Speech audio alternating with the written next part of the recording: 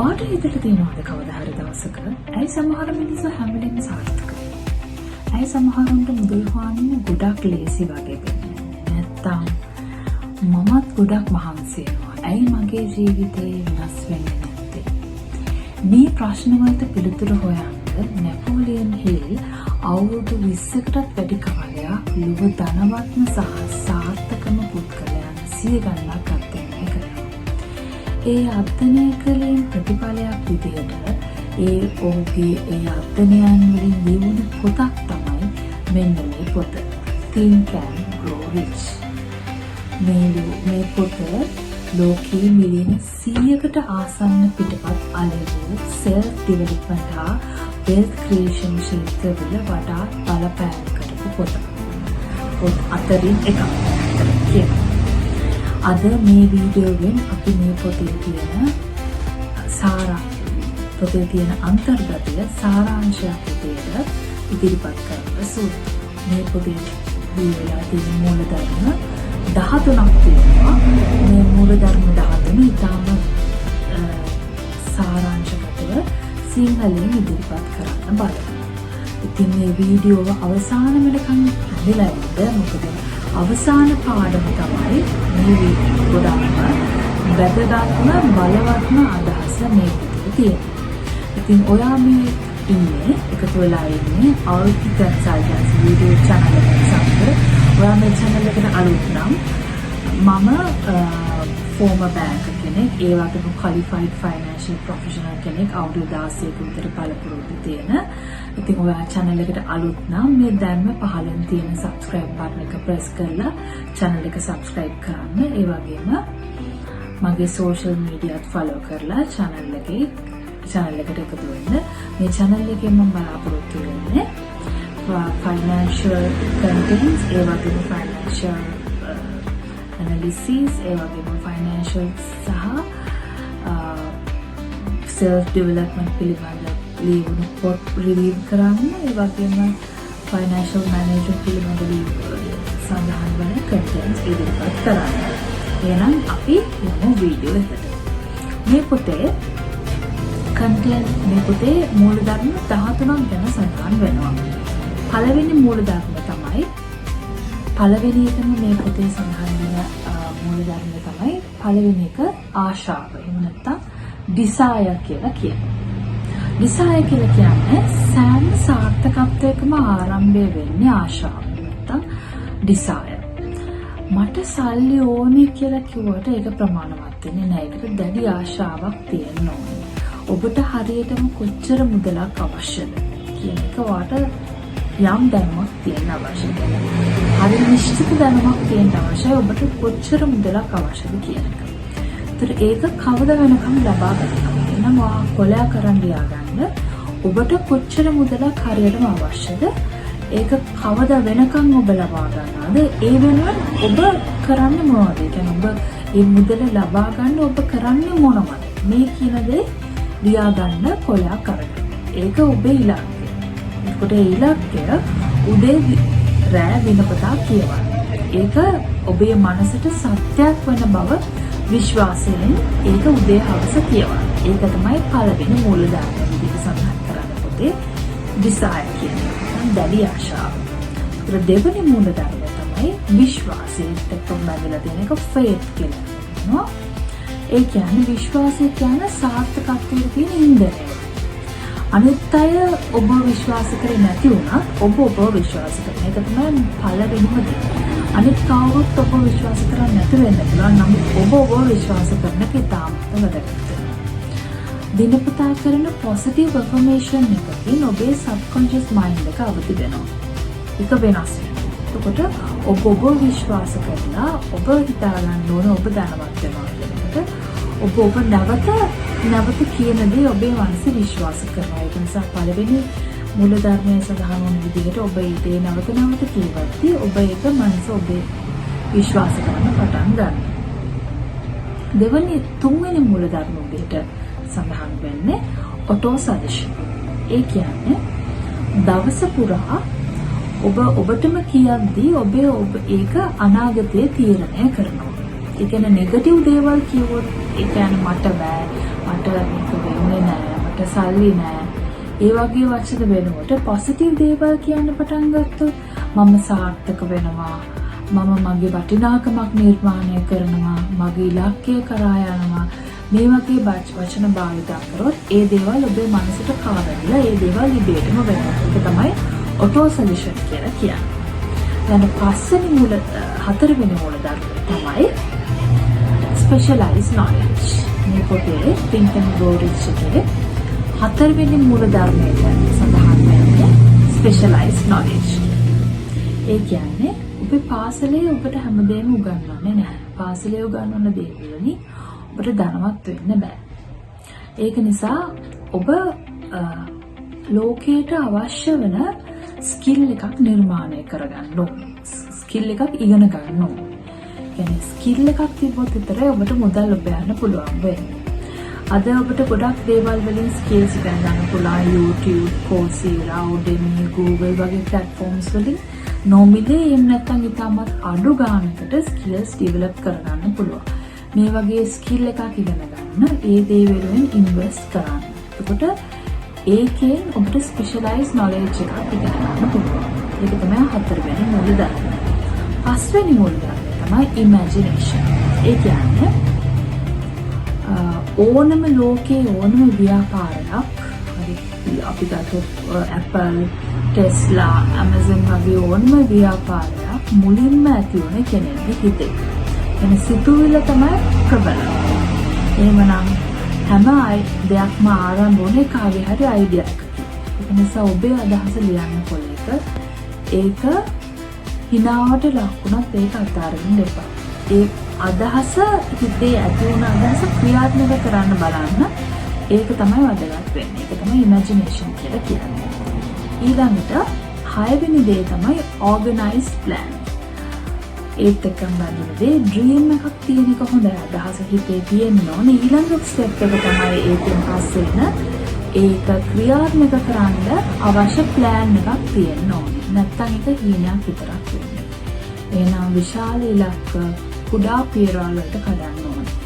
ඒ කොහොමද මේ ප්ලෑන් එක ඕගනයිස් කරගන්නේ? ලොකු ඉලක්කයක් තියාගන්නවා, ලොකු ඩ්‍රීම් එකක් තියෙනවා. ඒක පොඩි ඉලක්ක වලට කඩනවා. ඩේලි ටාස්ක් වෙන්න පුළුවන්, වීක්ලි ගෝල්ස් වලට කඩන්න පුළුවන්, මන්ත්ලි ටාගට්ස් වලට කඩන්න පුළුවන්. ඊට පස්සේ ඒක පොඩි දේවල් වලින් අචීව් කරන්න පටන් ගන්නවා. කියන්නේ කන්සිස්ටන්සි කියන එක තමයි මේකේ රහස. පොඩි දේවල් වලින් මේක අචීව් කරන්න පටන් ගන්නවා. ඒක තමයි ඕගනයිස් ප්ලෑනින් කියන එකේ තේරුම. 6 වෙනි මූලධර්මය තමයි ඒ. 7 වෙනි මූලධර්මය තමයි ඩිසිෂන් කියලා මේ පොතේ සඳහන් වෙන්නේ. නැපෝලියන් හිල් සඳහන් කරනවා. ඩිසිෂන් කියන්නේ ඉක්මනින් තීරණ ගන්න. සාර්ථක මිනිස්සු හැම වෙලෙම ඉක්මනින් තීරණ ගන්නවා. වැනි ඉන්නේ නැහැ. කල් දාන්නේ සාර්ථක ඉක්මනින් තීරණ ගන්න. තව බලමු ඊළඟ මාසේ ළඟදී පටන් ගන්නම්. ඒ වගේ දේවල් කියන්නේ නැහැ. මේක තමයි ජීවිතේ පුරාම ඔයගොල්ලෝ ඒ මිනිස්සු සාර්ථක කරන්න පෙළඹිලා තියෙන්නේ ඉක්මනින් තීරණ ගන්න එක. quick decision making කියන දේ. ඒක නිසා ඉතාලම ඉක්මනින් ඒගොල්ලෝ තීරණ ගන්න පෙළඹෙනවා. ඊළඟ දේ තමයි persistence කියන එක. 8 වෙනි මූලධර්මය persistence. ඒ කියන්නේ සාර්ථකත්වය ලැබෙන තෙක් අත් නොහැරීම. අපි ගත්තොත් තෝමස් එඩිසන් බල්බ් එක හොයාගත්තේ 999 පාරක්ම උත්සාහ කරා.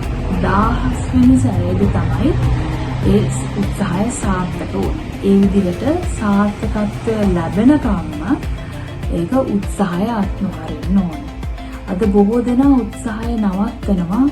ගොඩාක් වෙලාවට සාර්ථකත්වය පෙනී තියෙද්දි එම්දන් සාර්ථකත්වයට එක පියවරක් කලින් තියෙද්දි උත්සාහය නවත්තනවා.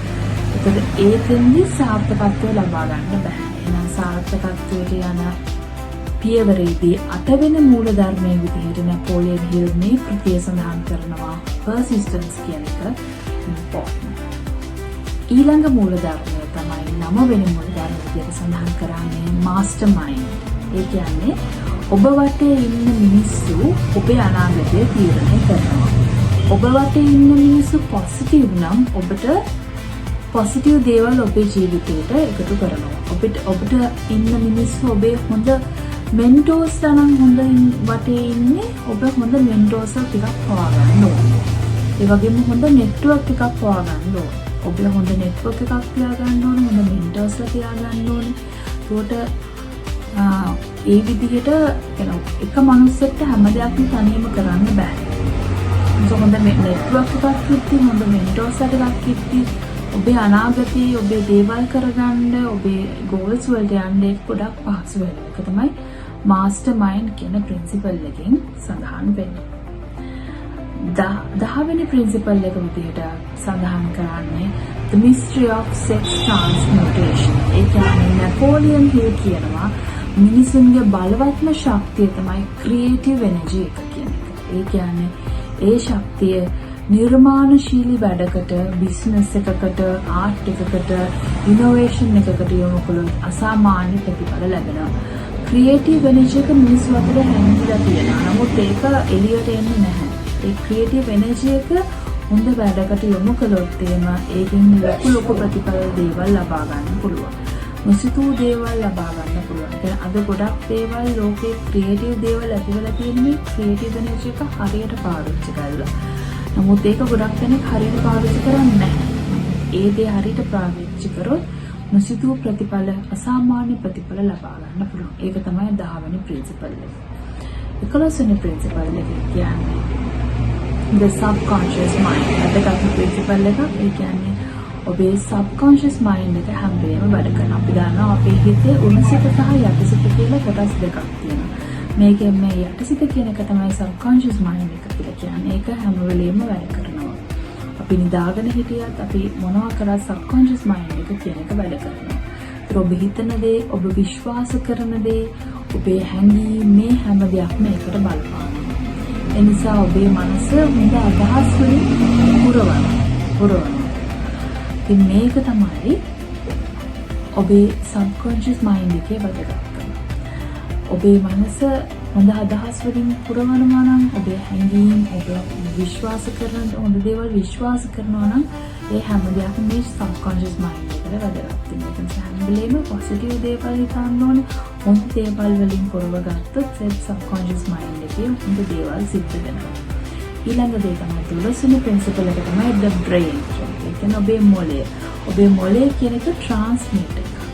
ඔබ ඉගෙන ගන්න දේවල්, ඔබේ අදහස්, ඔබේ ක්‍රියේටිවිටි එක, ඒ හැම දෙයක්ම මේ මොළයේ කේන්ද්‍රය තැන්පත් කරනවා. මේ දේවල් වැඩි කරන්න ඔබ මෙඩිටේට් කරන්න ඕන, එක්සර්සයිස් කරන්න ඕන, හොඳ නිින්දක් කියන දේ ඉතාමත් අවශ්‍ය වෙනවා මේ මොළයේ යහපැවැත්ම සඳහා. බ්‍රේන් එකේ වැදගත්කම සඳහා. බ්‍රේන් එක හොඳින් තියාගන්න මේ දේවල් වැදගත් වෙනවා. ඊළඟ 13 වෙනි ප්‍රින්සිපල් එක විදිහට සඳහන් කරනවා the sixth sense. මේක තමයි ඔබ මේ නැපෝලියන් හිල් කියන විදිහට intuition කියන එක තමයි මේ sixth sense කියන්නේ. ඒ කියන්නේ අපේ ඇතුළතින් අපිට එන හඬ. අපි යමක් කරන්න කියපුවම අපේ ඇතුළතින් අපේ එන හඬ තමයි මේ intuition. නැත්නම් මේ sixth sense කියන්නේ. ඒ කියන්නේ අපේ අත්දැකීම්, දැනුම සහ විශ්වාසය එකතු වුනහම ඒ හැකියාව වැඩි වෙනවා. ඒ හඬට අහුම්කම් දෙනවා. ඒකට ඒ මොන හරි දෙයක් කරන්න ගියාම ඒ හඬට අපි අහුම්කම් දුන්නොත් අපේ හොඳ ප්‍රතිඵල අපිට ලබා ගන්න පුළුවන්. ඒක තමයි sixth sense එකෙන් සඳහන් වෙන්නේ 13 වෙනි ප්‍රින්සිපල් එක. ඉතින් මේ පොතේ ප්‍රධාන පණිවිඩය තමයි මේ පොතේ නැපෝලියන් හිල් අපිට ගෙනෙන ප්‍රධාන පණිවිඩය තමයි ධනවත් වෙන එක මුදල් වලින් ආරම්භ වෙන්නේ නැහැ. ඒක ආරම්භ වෙන්නේ ඔබේ මනසෙන්, ඔබේ ආකල්ප වලින්, ඔබේ සිතුවිලි වලින්, ඔබේ පුරුදු වලින්. ඔබ හිතන විදිය වෙනස් වුණොත් තමයි ඔබේ ජීවිතේ වෙනස් වෙන්නේ. එහෙනම් ධනවත් වෙන්න අවශ්‍ය නම් මුලින්ම ඔබ වෙනස් කරගන්න ඕන ඔබේ සිතුවිලි, ඔබේ ආකල්ප සහ ඔබ සිතන විදිය. එහෙනම් අද ඉඳලා පටන් ගන්න ප්‍රැක්ටිකල් චැලෙන්ජ් එකක් තියෙනවා. ඔබ අද ඉඳන් මේක පටන් ගත්තොත් දවස් 30ක් යද්දී ඔබේ ජීවිතය වෙනස් කරගන්න පුළුවන්. පළවෙනි දේ තමයි අද ඉඳලා පටන් ගන්න ඔබේ ඉලක්කය ලියා ගන්න කොලයක අරගෙන ඔබේ ප්‍රධාන ඉලක්කය කොලයක ලියා ගන්න. මේ ඉලක්කය උදේ සහ රාත්‍රියේ කියවන්න හැමදාම හිතට කාවදින විදිහට යටිසිට දැනෙන විදිහට කියවන්න. ඊට පස්සේ දවසට විනාඩි 30ක් අරගෙන අලුත් දෙයක් ඉගෙන ගන්න. දවසට විනාඩි 30ක් ඔය කරලා අලුත් දෙයක් ඉගෙන ගන්න. එතකොට දවසට එක පියවරක් ඔබේ ඉලක්කය වෙනුවෙන් ගන්න. හැමදාම මොකක් හරි දෙයක් ඔබේ මේ ඉලක්කය ඉටු කරගන්න ගන්න. එතකොට දවස් 30ක් යද්දී අනිවාර්යයෙන්ම ඔබේ ජීවිතේ ලොකු වෙනසක් ඇති වෙලා තියෙනවා. මේ දේ දවස් 30ක් කරලා බලන්න අනිවාර්යෙන් ඔබේ ජීවිතේ ලොකු දෙයක් ඉටු වෙලා තියෙනවා. එහෙනම් මේ පොතේ තියෙන ලොකුම පාඩම තමයි ඔබේ මනසට හිතා ගන්න විශ්වාස කරන්න පුළුවන් දෙයක් තමයි ඔබට ලබා ගන්න පුළුවන්. ඔබ යමක් විශ්වාස කරොත් ඔබ දෙයක් හිතුවොත් ඒ දේ ඔබට ලබා ගන්න පුළුවන්. ඒක තමයි මේ පොතේ Napoleon හිල් කතුවරයා Think and Grow Rich කියන පොතෙන් ඔබට ලබා දෙන පණිවිඩය. මම හිතනවා මේ පොත කියන ප්‍රින්සිපල්ස් 13 ගැන පැහැදිලි වෙන්න ඇති කියලා. මේ එනම් මේක තමයි වැදගත් වීඩියෝ එකක් වෙනවා. මේ වීඩියෝ එකට කැමති නම් ඔයගොල්ලෝ ලයික් එකක් දාන්න, කමෙන්ට් කරන්න, ෂෙයා කරන්න.